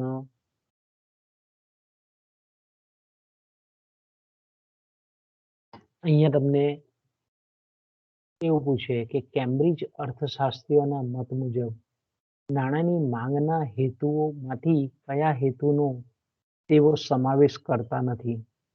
અથવા તો કેમ્બ્રિજ યુનિવર્સિટીના જે અર્થશાસ્ત્રીઓ છે, એટલે કે કેઇન્સ છે, માર્શલ છે, પિગુ છે, રોબર્ટસન છે, તો નાણાંની માંગ 3 હેતુસર થાય છે, પણ અહીંયા આપણે 4 હેતુ મૂકેલા છે. તો કયા હેતુનો સમાવેશ એ નાણાંની માંગનો હેતુ કેમ્બ્રિજ અર્થશાસ્ત્રીઓના મતે દર્શાવતો નથી? આપણે પહેલો હેતુ જાણીએ છીએ, વિનિમયનો હેતુ, કે જે પ્રશિષ્ટોએ પણ બતાવેલો હતો કે નાણાંની માંગ જે અર્થતંત્રમાં થાય છે તે સોદાઓની પટાવટ માટે થાય છે. તો આપણે જાણીએ છીએ કે પ્રશિષ્ટ અર્થશાસ્ત્રીઓમાં એડમ સ્મિથ છે, એના બાકીના શિષ્યો છે કેમ્બ્રિજ યુનિવર્સિટીના. તો વિનિમયના હેતુનો એ લોકોએ પણ સ્વીકાર કરેલો છે. બીજો હેતુ, 2 હેતુઓ એ લોકોએ ઉમેરેલા, સાવચેતીનો હેતુ, જેને આપણે પ્રિકોશનરી મોટિવ કહીએ છીએ, અને બીજો છે સટ્ટાકીય હેતુ. આ 3 હેતુસર અર્થતંત્રમાં નાણાંની માંગ થાય છે એવું આપણને કેમ્બ્રિજ યુનિવર્સિટીના અર્થશાસ્ત્રીઓ જણાવે છે. આ સંપત્તિ ધરાવવાનો જે હેતુ છે એ લોકોના મતે નાણાંની માંગનો હેતુ નથી. એટલે આપણે MCQ નો જવાબ કયો આવશે બાળકો? બ આવશે. આગળ જઈએ.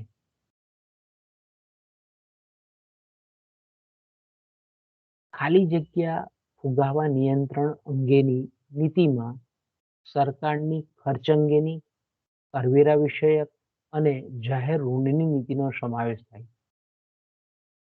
જો આપણને નીતિઓ આપેલી છે ફુગાવાને અટકાવવા માટેની, ફુગાવા પર અંકુશ મેળવવા માટેની, તો ફુગાવા નિયંત્રણ અંગેની નીતિમાં સરકારની, એટલે કે જાહેર ખર્ચ અંગેની નીતિ, સરકાર જે કંઈ પણ જાહેર ખર્ચ કરે છે તે અંગેની નીતિ, કરવેરા વિષયક, એને આપણે જાહેર આવક સંબંધી નીતિ કહીએ છીએ, અને જાહેર દેવા અથવા તો જાહેર ઋણ, પબ્લિક ડેપ્ટ અંગેની જે નીતિ છે તેનો સમાવેશ થાય.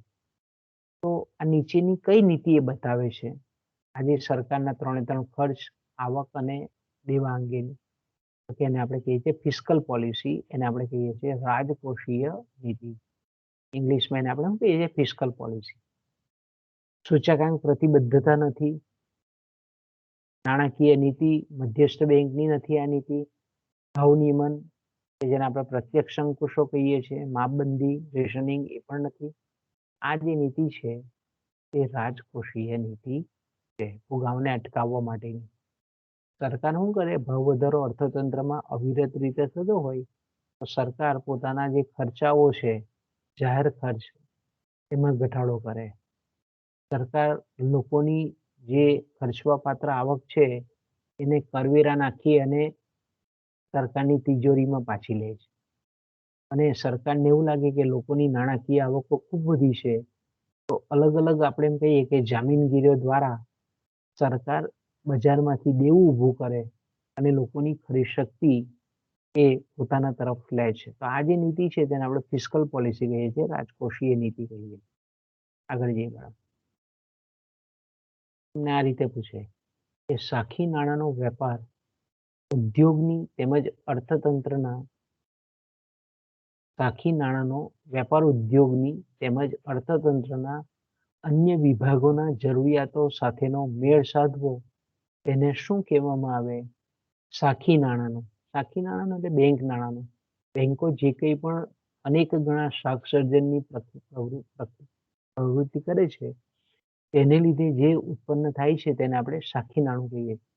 તો અર્થતંત્રમાં વેપાર ઉદ્યોગની અલગ-અલગ જે ક્ષેત્રો છે, વેપાર ઉદ્યોગ, ખેતી, વેપાર ઉદ્યોગની તેમજ અર્થતંત્રના અન્ય વિભાગોના જરૂરિયાતો સાથે મેળ સાધવો તેને શું કહેવામાં આવે છે? એને આપણે પરોક્ષ અંકુશો કહીએ છીએ? તો કે ના, એને પરોક્ષ અંકુશો કહેતા નથી. એને શાખ નિયંત્રણ કહીએ છીએ. શાખ નિયંત્રણ કહેવામાં આવે. યસ, એક્ઝેક્ટલી શાખ નિયંત્રણ. ક્રેડિટ કંટ્રોલ કહીએ છીએ ને આપણે.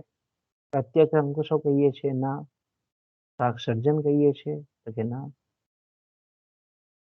આપણો જવાબ કયો છે બાળકો? શાખ નિયંત્રણ. ઓકે, આગળ જઈએ છીએ.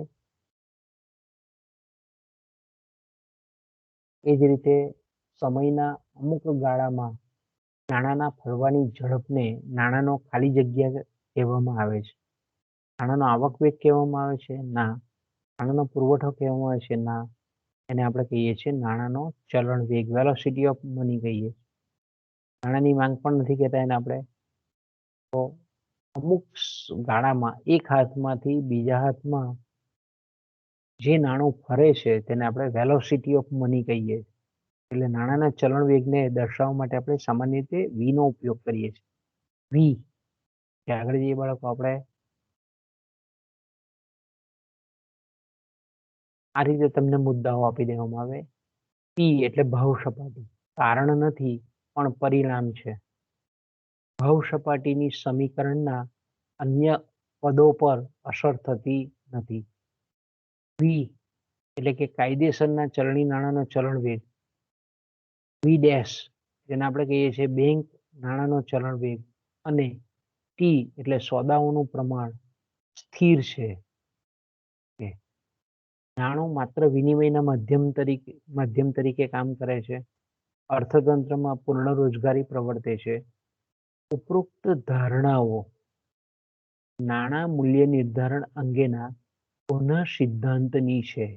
આ તમને ધારણાઓ આપી દે આ રીતે કોઈ પણ સિદ્ધાંતની, અને પછી પૂછે કે આ ધારણાઓ કયા સિદ્ધાંતની છે, કોના સિદ્ધાંતની છે? તો કે કેન્સના રોકડ પસંદગીના સિદ્ધાંતની છે? ના.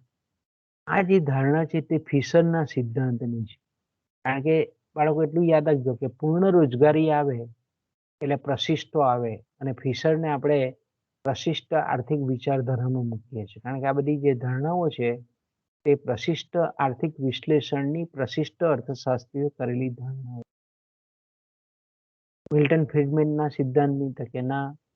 ઇગુના સિદ્ધાંતની નથી. આપણો જવાબ કયો આવશે બાળકો? આપણો જવાબ આવશે બી આવશે.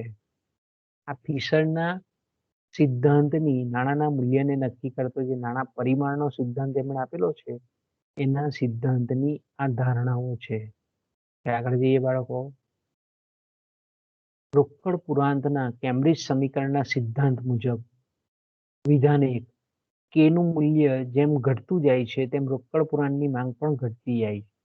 તેથી કેના મૂલ્ય અને રોકડ પુરાંતની માંગ વચ્ચે સમસંબંધ છે, સીધો સંબંધ છે. ઓકે. અને કે એ નાણાંની આવક ચલણ વેગનું વ્યસ્ત સ્વરૂપ છે. કે એ નાણાંની આવક ચલણ વેગનું વ્યસ્ત સ્વરૂપ છે. તો કે આપણને કે શબ્દ તો કે આપણને ખબર હોવું જોઈએ કે શું કહેવા માંગે છે. અહીંયા આપણે રોકડ પુરાણનો સિદ્ધાંત આપી દીધો છે. તો કે એટલે વાસ્તવિક રાષ્ટ્રીય આવક. વાસ્તવિક રાષ્ટ્રીય આવકનો જેને આપણે આર કહીએ છીએ, રિયલ ઇન્કમ, જેટલો ભાગ લોકો હાથ પર રોકડ રાખવા ઈચ્છા રાખે છે તેનું પ્રમાણ. તો લોકો વાસ્તવિક આવકનું મૂલ્ય જેમ ઓછું કરતા જાય, એટલે કે લોકો હાથ પર ઓછું રાખવા માંગતા જાય, તેમ તેમ આપણે એમ કહીએ કે રોકડ પુરાણની માંગ ઘટતી જાય. પરિણામે આપણે એમ કહીએ કે કેના મૂલ્ય અને રોકડ પુરાણની માંગ વચ્ચે સમસંબંધ છે. આ વિધાન તદ્દન સાચું વિધાન છે. એ જ રીતે લોકો વાસ્તવિક રાષ્ટ્રીય આવકનો જેટલો ભાગ હાથ પર રાખવા માંગે છે એ નાણાંની આવક ચલણવેગનું વ્યસ્ત સ્વરૂપ છે. તો કે બરાબર છે. દાખલા તરીકે કેનું મૂલ્ય આપણે એમ કહીએ કે 4 હોય તો એનો મતલબ એમ થાય કે આવક કે બરાબર 1/V છે. કારણ કે રોકડ પસંદગી એ ચલણવેગનું વ્યસ્ત સ્વરૂપ છે. આપણે એમ કહીએ કે એ નાણાંની આવક, અહીંયા એ લોકોએ ચલણવેગ નથી કીધો, એ લોકો રોકડ પસંદગીના સિદ્ધાંતના પુરસ્કાર કરતા હોય. તો કે એટલે કે રોકડ પસંદગી, રોકડ જે હાથ પર રાખવા માંગે છે તે પ્રમાણ વાસ્તવિક આવકનું, એ ચલણવેગ, આવક ચલણવેગથી ઉલટો સંબંધ ધરાવે છે. તો કે હા, એ પણ ઉલટો સંબંધ ધરાવે છે, વ્યસ્ત સંબંધ ધરાવે છે. તમે કે બરાબર 1/V અથવા તો નાણાંનો આવક ચલણવેગ V બરાબર 1/કે એવું પણ લખી શકો. તો ટૂંકમાં આપણને એવું કહેવામાં આવે છે કે આ વિધાન કેવું છે કે એ નાણાંની આવક ચલણવેગનું વ્યસ્ત સ્વરૂપ છે. તો કે હા, એ પણ સાચું છે. આપણો જવાબ આવશે સી આવશે.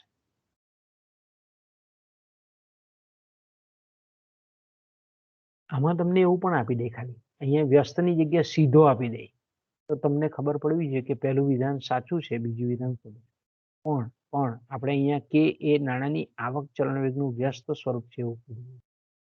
આગળ જઈએ એટલે આપણો જવાબ કયો છે બાળકો? આ બંને વિધાનો સાચા છે. આગળ જઈએ. આ રીતે સરસ મજાની એક વ્યાખ્યા મૂકી દેવામાં આવે. વેતન અને ભાવની વચ્ચે હરીફાઈ થાય છે. એટલે કે વેતન વધે એટલે ઉત્પાદકો છે તે શ્રમિકોની વેતન વધારાની માંગણીને સ્વીકારી લે, એટલે ઉત્પાદન ખર્ચ વધે. ઉત્પાદન ખર્ચ વધે એટલે ઉત્પાદકો પોતાની વસ્તુની કિંમત વધારે. તો કે વેતન વધવાને લીધે, ઉત્પાદન ખર્ચ વધવાને લીધે વસ્તુઓના ભાવો વધે. ભાવો વધે એટલે પાછા શ્રમિકો છે તે વેતન વૃદ્ધિની માંગ કરે. તો આવી રીતે ભાવ અને વેતન વચ્ચેની જે હરીફાઈ થાય છે, બંનેમાં ઉત્તરોત્તર વૃદ્ધિ થવાથી ફુગાવાની તીવ્ર પરિસ્થિતિ સર્જાય છે, જેને નીચે પૈકી કયો ફુગાવો કહેવામાં આવે છે? તો એને આપણે કહીએ છીએ કોસ્ટ પુશ ઇન્ફ્લેશન, ખર્ચ પ્રેરિત ફુગાવો. કે ઉત્પાદન ખર્ચ વધવાને લીધે વેતન વધે છે, એનો મતલબ શું થાય? કે ઉત્પાદન ખર્ચ વધે છે, એને લીધે ઉત્પાદકોએ ભાવો વધારે કરવો પડે છે.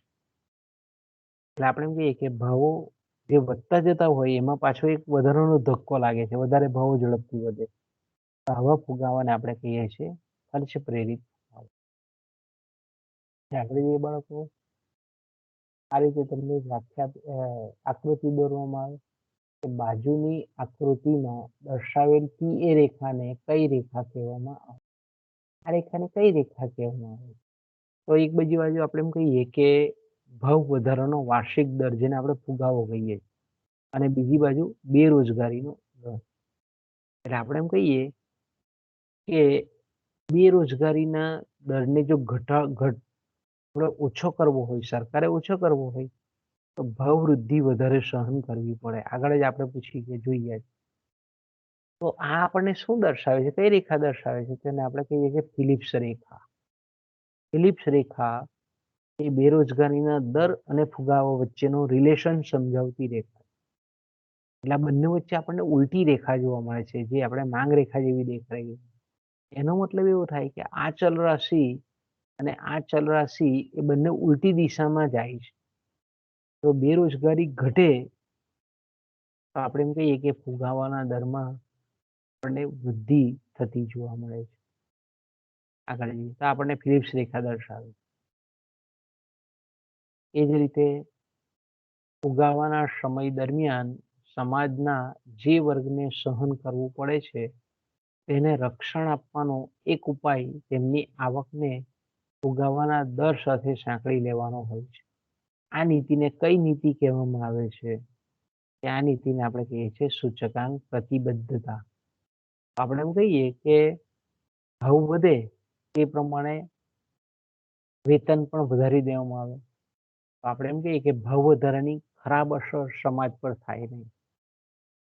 તો એને આપણે કહીએ સૂચકાંક પ્રતિબદ્ધતા.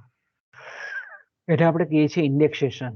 ઓકે, તો આપણો જવાબ આવશે સૂચકાંક પ્રતિબદ્ધતા. આગળ જઈએ બાળકો.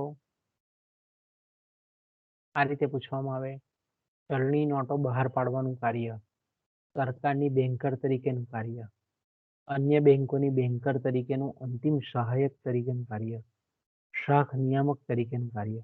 ઉપરોક્ત કાર્ય રિઝર્વ બેંકના કયા કાર્યો છે? એને આપણે વિકાસલક્ષી કાર્યો કહીએ છીએ? ના. એને આધુનિક કાર્યો કહીએ છીએ? ના. આને આપણે કહીએ છીએ પ્રણાલીગત કાર્ય, ટ્રેડિશનલ પરંપરાગત જે રિઝર્વ બેંકના કાર્યો છે તે. ઓકે, આ રીતે પૂછવામાં આવે, નિફ્ટ એટલે શું? તો તમને ખબર હોય, નેશનલ ઇલેક્ટ્રોનિક ફંડ ટ્રાન્સફર સાચો જવાબ છે. National non banking electronic fund, national electronic fast transfer, national electric fund transfer. આપણે એમ કહીએ કે આપણો ગુંચવવા માટે કોઈ પણ શબ્દ મૂકે પણ આપણે મગજમાં બહુ ક્લિયર કટ હોવું જોઈએ. National electronic fund transfer NIFT, કે આપણા એમસીક્યુનો જવાબ આવશે એ આવશે. એ જ રીતે બેંકો નાણાંનો માત્ર પુરવઠો પૂરો પાડનાર સંસ્થા નથી. જો આમ કહે છે આપણને અર્થશાસ્ત્રી એવું કહે છે કે બેંકો નાણાંનો માત્ર પુરવઠો પૂરો પાડનાર સંસ્થા નથી. એક જો વિશિષ્ટ અર્થમાં જોઈએ તો બેંક નાણાંનું સર્જન પણ કરે છે. બેંકો સાખી નાણાંનું સર્જન કરે છે. બેંકોની થાપણોના વિસ્તૃતીકરણ દ્વારા વધુને વધુ લોન, ધિરાણ અને મૂડીરોકાણ પૂરું પાડવાની પ્રક્રિયાને શાખ સર્જન કહેવામાં આવે છે. તો આવી શાખ સર્જનની વ્યાખ્યા આપનાર અર્થશાસ્ત્રી કોણ? તો આપણે જાણીએ છીએ તે પ્રમાણે કે આવી વ્યાખ્યા આપનાર અર્થશાસ્ત્રીમાં આપણને બે કન્ફ્યુઝન થાય. બે તો નીકળી જાય સીધા. કેન્સે આવું કીધું નથી. ફિશરે નાણાં પરિમાણનો સિદ્ધાંત આપેલો છે. તો આપણા મગજમાં બે ભૂસા કરે કે ભાઈ આ કોણ આ ટાઈપની વ્યાખ્યા આપી છે. તો એક બાજુ આપણને એમ થાય કે આ વ્યાખ્યા બેમાંથી એક આવે, બેનહામ આવે, ક્યાં તો શ્રેયર્સ આવે. તો આપણને ખબર છે કે શ્રેયર્સે આપણને કીધેલું છે કે બેંક કેવળ શાખનો પુરવઠો પૂરો પાડનાર સંસ્થા નથી, પણ એક સાચા અર્થમાં જોઈએ તો એક શાખ સર્જક છે. આ વ્યાખ્યા આપણને આપેલી છે પ્રોફેસર શ્રેયર્સે. બેનહામે પણ આપણને વ્યાખ્યા આપેલી છે કે જ્યારે બેંક ગ્રાહકોને તેમની જમા રકમ કરતા વધુ રકમ ઉપાડ કરવાની છૂટ આપીને તે જામીનગીરીઓની ખરીદી કરી તેની કિંમત પોતાના ચેકથી ચૂકવીને પોતાની થાપણોમાં વધારો કરે છે અને આ રીતે વ્યાજની કમાણી કરે છે, ત્યારે તેણે શાખ સર્જન કર્યું છે એમ કહેવાય. આવી વ્યાખ્યા આપણને આપેલી છે, બેનહામે આપેલી છે. અહીંયા વ્યાખ્યા બદલી નાખે તો જવાબ બદલાઈ જાય. પણ આ જે છે ખાસ તમારે એટલું મગજમાં રાખવાનું કે પ્રોફેસર શ્રેયસ એ શાખ સર્જક બેંક છે એવું આપણને કહે છે. બરાબર છે? બેંકો નાણાંનું સર્જન કરે છે એવું આપણને શ્રેયસ કહે છે. અને બેનહામ આપણને એવું કહે છે કે ગ્રાહકની જમા રકમ કરતા વધુ રકમનો ઉપાડ કરવાની છૂટ આપીને, અથવા તો આપણે કહીએ કે જામીનગીરીઓની ખરીદી કરીને એના બદલામાં ચેક આપીને થાપણોમાં વધારો કરે છે, એવું આપણને બેનહામ કહે છે.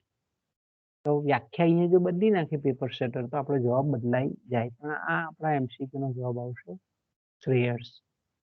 આગળ જઈએ બાળકો. આ રીતે તમને પૂછે કે બેંકો અમર્યાદિત પ્રમાણમાં શાક સર્જન કરીને અઢળક નફો કમાતી હશે. રોકડ રકમ આપ્યા વિના લોન આપીને માતબાર રકમ અને રોકડ રકમ ચૂકવ્યા વિના જામીનગીરીઓ ખરીદીને ડિવિડન્ડ ખૂબ જ પ્રમાણમાં મેળવતી હશે. આમ વેપારી બેંકો વાવણી કરતા વધુ લણણી કરતી હશે.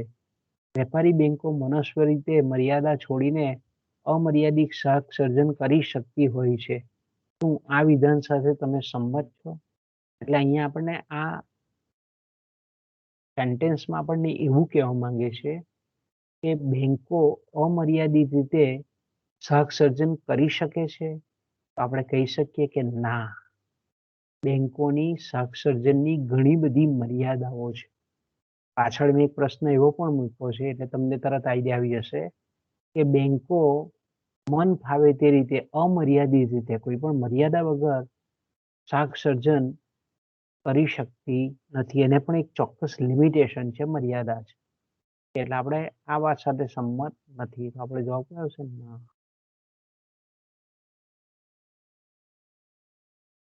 જો આ મેં મૂક્યો એના પછીનો જ પ્રશ્ન છે કે બેંકોની શાક સર્જન શક્તિની મર્યાદાઓ પૈકી નીચેની કઈ મર્યાદાનો સમાવેશ આ મુદ્દાઓમાં થતો નથી? આપણે એમ કહીએ કે દેશમાં કુલ રોકડ નાણાંનું પ્રમાણ એ શાક સર્જનની શક્તિને અસર કરે, મર્યાદા છે એની, શાક સર્જન શક્તિની મર્યાદા છે. એ જ રીતે લોકોની રોકડ વૃત્તિ, રોકડ પસંદગી, લિક્વિડિટી પ્રેફરન્સ કે તરલ વૃત્તિ એ પણ શાક સર્જન શક્તિ જે બેંકોની છે તેને અસર કરે. રોકડ અનામતનું લઘુત્તમ પ્રમાણ એ પણ શાક સર્જનની જે બેંકોની શાક સર્જનની શક્તિ છે તેની પણ એક લિમિટેશન છે. અસ્કયામતો અને તારણોનું પ્રમાણ જે આપણે 4C ની વાત કરીએ છીએ, ક્રેડિટ એટલે કે કેપિટલ, કોલેટરલ, કેપેસિટી, કેરેક્ટર, તો કે જે અર્થતંત્રમાં જેટલા 4C નું પ્રમાણ વધારે એટલું આપણે કહીએ કે બેંકો વધારે શાક સર્જન કરી શકે. થાપણોમાં ભંગાણ કે જ્યારે લોન લેનાર વ્યક્તિ ચેકથી પેમેન્ટ ન કરે અને થાપણો ઉઠાવી લે આપણે રોકડ સ્વરૂપમાં, તો થાપણોમાં ભંગાણ પડે છે. એટલે આપણે એમ કહી શકીએ કે આ પણ શાક સર્જન શક્તિને અસર કરે બેંકોની. નાણાંનું મૂલ્ય, આ એક વસ્તુ ઓડ કોઈ પણ મૂકે, આ મેં નાણાંનું મૂલ્ય મૂક્યું છે, આ શાક સર્જન શક્તિને મર્યાદાઓમાં નાણાંના મૂલ્યનો સમાવેશ થતો નથી. લોકોની લોન લેવાની, શાક લેવાની તૈયારી આવે છે, વેપાર રોજગારની પરિસ્થિતિ એ પણ આવે અર્થતંત્રની. આપણા MCQ નો જવાબ કયો આવશે? આ શાક સર્જનની જે શક્તિની મર્યાદાઓ છે એમાં નાણાંના મૂલ્યનો સમાવેશ થતો નથી. આગળ જે બાળકો, આ રીતે તમને પૂછવામાં આવે કે ભારતમાં બેન્કિંગ ક્ષેત્રે તાજેતરમાં કરવામાં આવેલા સુધારા કઈ સમિતિની ભલામણોને આધારે કરવામાં આવ્યા છે? મેકમિલન સમિતિની ભલામણો? ના. નરસિંહમ સમિતિ? Okay, yes. જવાબ કયો છે બાળકો? નરસિંહમ સમિતિ. દવે સમિતિ, સી રંગરાજન કમિટી પણ આવતી. ઓકે, આગળ જઈએ.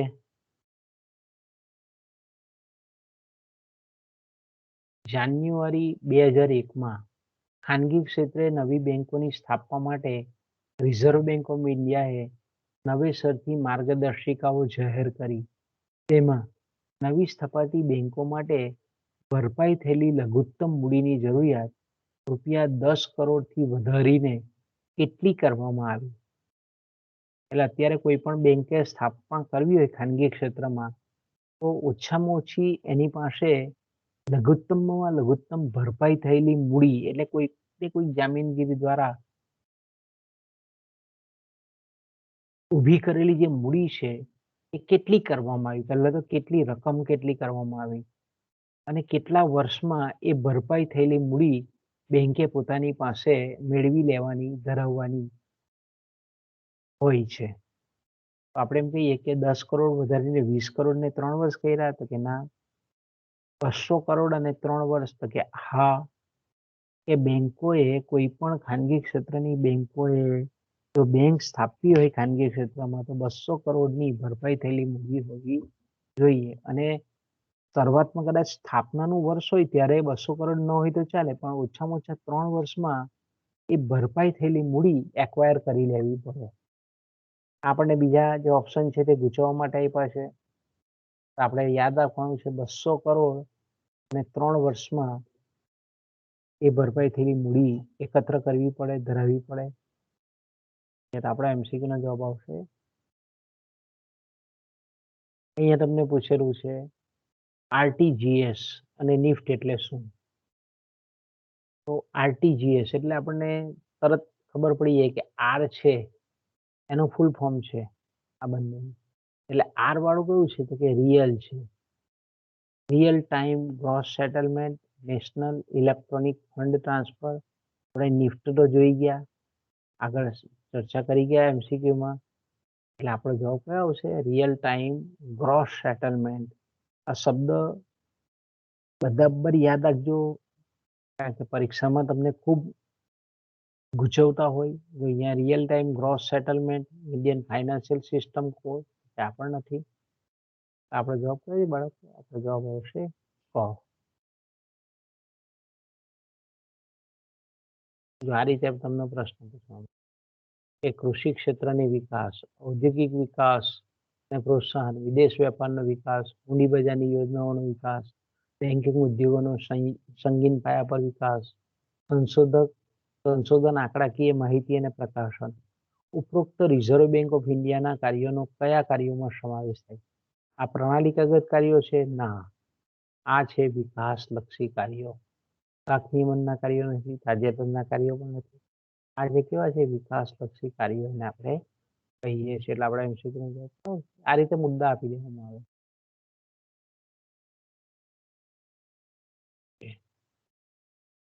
ચલણી નોટો બહાર પાડવાનું કાર્ય, સરકારના બેન્કર તરીકેનું કાર્ય, બેંકોના બેન્કર તરીકેનું કાર્ય, અંતિમ સહાયક તરીકેનું કાર્ય, શાખ નિયંત્રણ તરીકેનું કાર્ય, વિદેશી હુંડિયામણના સંરક્ષક તરીકેનું કાર્ય, ક્લિયરિંગ હાઉસ તરીકેનું કાર્ય. ઉપરોક્ત કાર્યો કઈ બેંકના છે? વેપારી બેંકના છે? ના. સ્ટેટ બેંક ઓફ ઇન્ડિયાના છે? ના. સહકારી બેંકના છે? ના. ખાનગી બેંકના છે? ના. આ જે છે તે છે મધ્યસ્થ બેંકના કાર્યો. અને મધ્યસ્થ બેંકના કયા કાર્યો છે? અને આપણે કઈ પ્રણાલીગત કાર્યો કહીએ. બે રીતે પૂછે કે કયા કોના કાર્ય છે અને કયા કાર્યો કહેવાય, એ રીતે પણ પૂછી શકાય. અર્થતંત્રમાં પૂર્ણ રોજગારીની અવસ્થા આવતા પહેલા ભાવોમાં જે વધારો થાય તેને કેન્સ કયો ફુગાવો કહે છે? અર્ધ ફુગાવો. પૂર્ણ રોજગારીની અવસ્થા અર્થતંત્રમાં પ્રાપ્ત થઈ જાય પછી જે વધારો થાય છે તે ફુગાવા સ્વરૂપનો હોય છે. તેને કેન્સ શું કહે છે? તો કે એને ફૂલ ઇન્ફ્લેશન, પૂર્ણ ફુગાવો તરીકે ઓળખાય. આપણે MCQ નો જવાબ કયો આવશે? આવશે.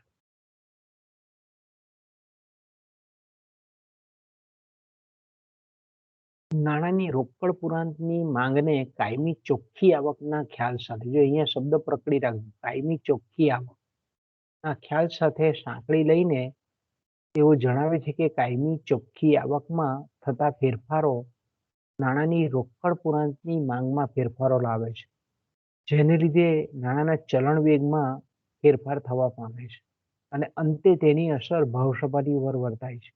કાયમી વાસ્તવિક આવકનો ખ્યાલ એ તત્વતઃ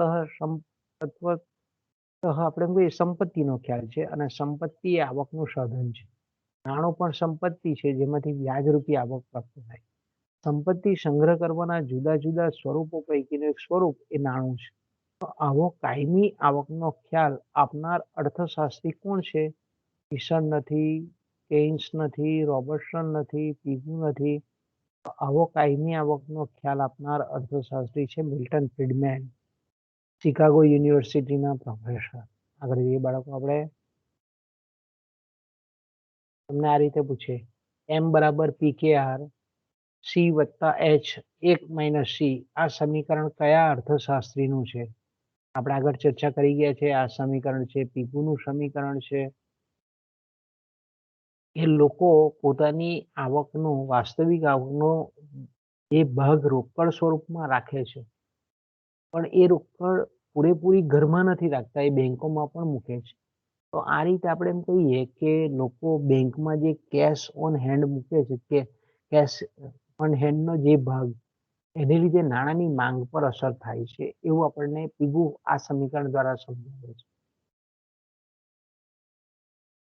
ઓકે, પછી આપણને આ રીતે પૂછવામાં આવે કે નાણાંના એક એકમના વિનિમય દ્વારા આપણે કેટલી ચીજ વસ્તુઓ અને સેવાઓ પ્રાપ્ત કરીએ છીએ તેને ખાલી જગ્યા કહેવામાં આવે છે. અને આપણે શું કહીએ છીએ? નાણાંનું મૂલ્ય કહીએ છીએ.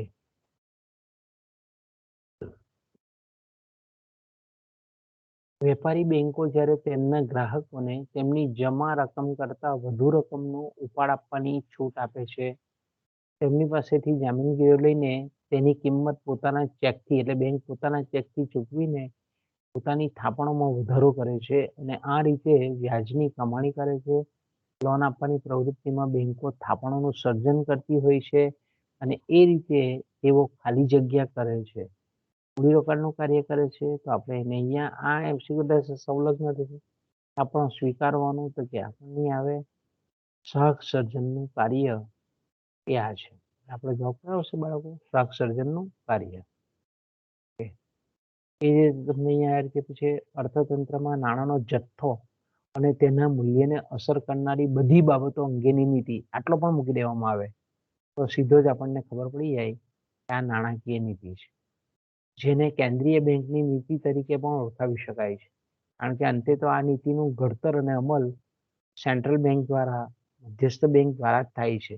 તો તેને આપણે શું કહીએ છીએ? નાણાકીય નીતિ. આગળ જઈએ. શાખ એટલે ક્રેડિટ. ક્રેડિટનો આધાર 4C પર રહેલો છે. નીચેનામાંથી કયા શબ્દનો સમાવેશ આ 4C માં, 4 પૈકીના Cમાં થતો નથી? કોલેટરલ, તો કે આનો સમાવેશ થાય છે. કેરેક્ટર, તો કે આનો સમાવેશ પણ થાય છે. કેપિટલ, તો નો સમાવેશ પણ થાય છે. કેપેસિટી, તેનો સમાવેશ પણ થાય છે. એટલે આપણે એમ કહીએ કે માત્ર જે કંટ્રોલ છે તે આપણને ગૂંચવવા માટે મૂકેલો છે. એટલે આપણો જવાબ કયો આવશે? કંટ્રોલ.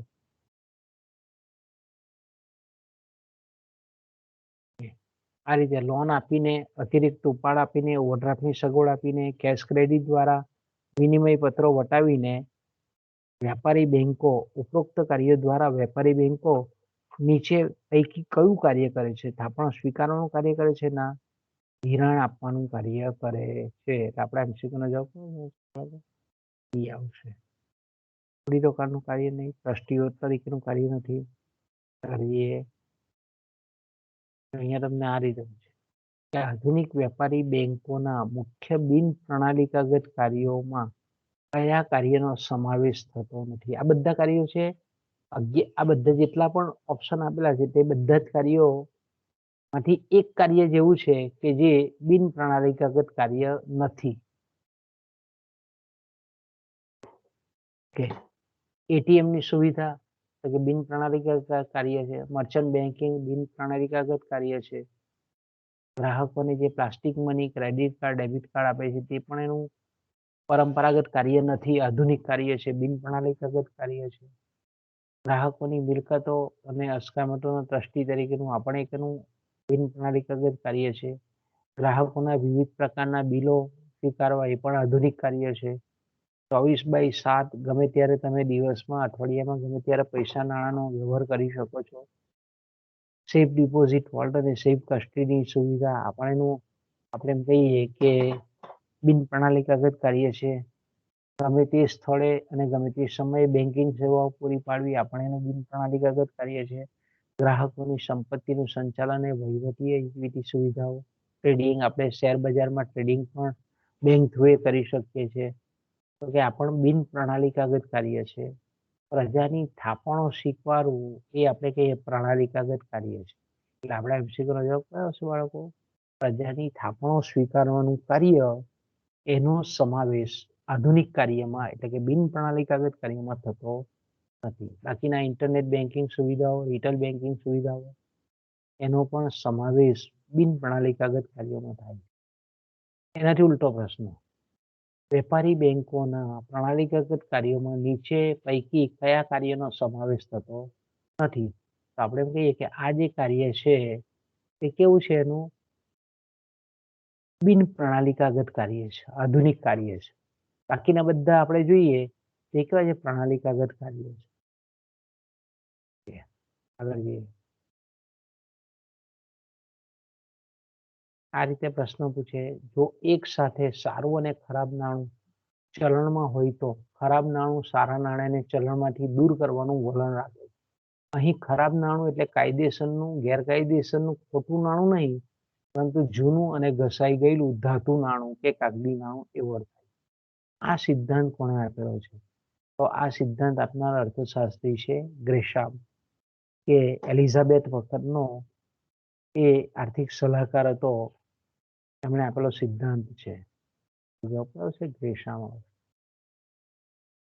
આ રીતે પ્રશ્ન પૂછે તમને, બેંકોની બેંક તરીકે તથા અંતિમ સહાયક તરીકે બેંકનું કાર્ય કયા પ્રકારનું કાર્ય કહેવાય છે? તેને આપણે પ્રણાલીકાગત કાર્ય કહીએ છીએ બાળકો. આ રીતે પૂછવામાં આવે, ગુણાત્મક શાખ નિયંત્રણમાં નીચે પૈકી કયા સાધનનો સમાવેશ કરવામાં આવતો નથી? તો કે પ્રચાર, તો કે એનો ગુણાત્મક શાખ નિયંત્રણમાં સમાવેશ થાય. ઋણની સીમામાં ફેરફાર, એનો પણ આપણે એમ કહીએ કે ગુણાત્મક શાખ નિયંત્રણમાં થાય. ઉપભોક્તાની શાખનું નિયંત્રણ, નૈતિક સમજાવટ, સીધા પગલાં, શાખની માપબંધી, આ બધા જ આપણે કેવા છે, ગુણાત્મક શાખ નિયંત્રણના પગલાં. ખાલી આ ખુલ્લા બજારની નીતિ જે છે એ કેવી છે? તો કે એ પરિમાણાત્મક શાખ નિયંત્રણનું પગલું છે. એટલે આપણા એમસીક્યુનો જવાબ કયો આવશે બાળકો? આવશે ખુલ્લા બજારની નીતિ. ઓકે, આ રીતે પૂછવામાં આવે, ભારતમાં ચલણી નાણું બહાર પાડવાની પદ્ધતિ હાલમાં કઈ છે? તો આપણે આગળ ચર્ચા કરી ગયા, ન્યૂનતમ અનામત પદ્ધતિ. આગળ જઈએ. અહીંયા આ રીતે પૂછવામાં આવે, બેન્કિંગ ક્ષેત્રના તાજેતરના વર્ષોમાં કયા સુધારાઓ કરવામાં આવ્યા? તો કે બેંકો અને નાણાકીય સંસ્થાઓએ આપેલી લોનોની વસૂલાત માટે સ્પેશિયલ ટ્રિબ્યુનલની રચના, રોકડ અનામતના પ્રમાણ અને કાયદેસરના તરલતાના પ્રમાણમાં ઘટાડો, સીએલઆર, એસએલઆર અને સીઆરઆરમાં ઘટાડો, મૂડી પર્યાપ્તતાના નવા ધોરણો, ધિરાણ અને થાપણો પરના વ્યાજના દરમાં સાનુકૂળ ફેરફારો, જાહેર ક્ષેત્રની બેંકો મૂડી બજારમાંથી કેપિટલ, ઇક્વિટી કેપિટલ મેળવવાની છૂટ, ખોટ કરતી બેંકોનું નફો કરતી બેંકો સાથેનું જોડાણ, એ જ રીતે બેંકોના પાકા સરવૈયા, નફા નુકસાનનું ખાતું માટેના સુધારેલા પત્રકોએ લેવેટ કર્યા. તો આપણે એમ કહીએ કે આ તાજેતરના તમામ સુધારાઓ છે. આપણે એમ કહીએ કે આપણો જવાબ આવશે ઉપરના તમામ. આ રીતે પણ તમને પ્રશ્ન પૂછવામાં આવે કે નીચે આપેલા ભાવ સૂચકાંકની મર્યાદાઓમાં કઈ મર્યાદાનો સમાવેશ ભાવ સૂચકાંકની મર્યાદામાં થતો નથી? તો કે આધાર વર્ષની પસંદગીનું કાર્ય થાય છે. વસ્તુઓની પસંદગીનું મુશ્કેલ કાર્ય ભાવ સૂચકાંકની મર્યાદાઓ છે. પસંદ કરેલી વસ્તુઓને યોગ્ય ભાર આપવાની મુશ્કેલી, તો કે આ પણ સૂચકાંકની મર્યાદા છે. આંતરરાષ્ટ્રીય તુલનાનું કાર્ય મુશ્કેલ છે, એ પણ આપણે કહીએ કે ભાવ સૂચકાંકની મર્યાદા છે.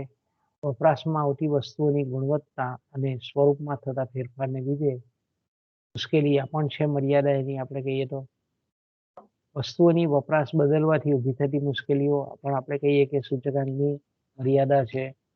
ભાવોના વિશ્વસનીય આંકડા મેળવવાની મુશ્કેલી આ પણ એની મર્યાદા છે. સૂચકાંક માત્ર વિભાગીય ભાવ સપાટીમાં થતા ફેરફારોને માપે છે, આપણે એની મર્યાદા છે. તો હવે રહ્યું કયું? 9મું, ભાવ નિયમન અને માપબંધીના સમયે સૂચકાંક નાણાંનું સાચું મૂલ્ય વ્યક્ત કરે છે.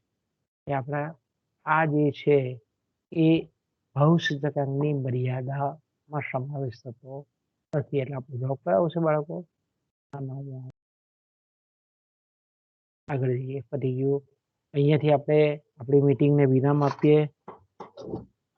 ખૂબ સમયનો અભાવ હતો, ખૂબ ઝડપથી કરેલું છે એટલે કદાચ ક્ષતિ રહી ગઈ હોય. અહીંયા આપણી મીટિંગને એન્ડ કરીએ છીએ બાળકો.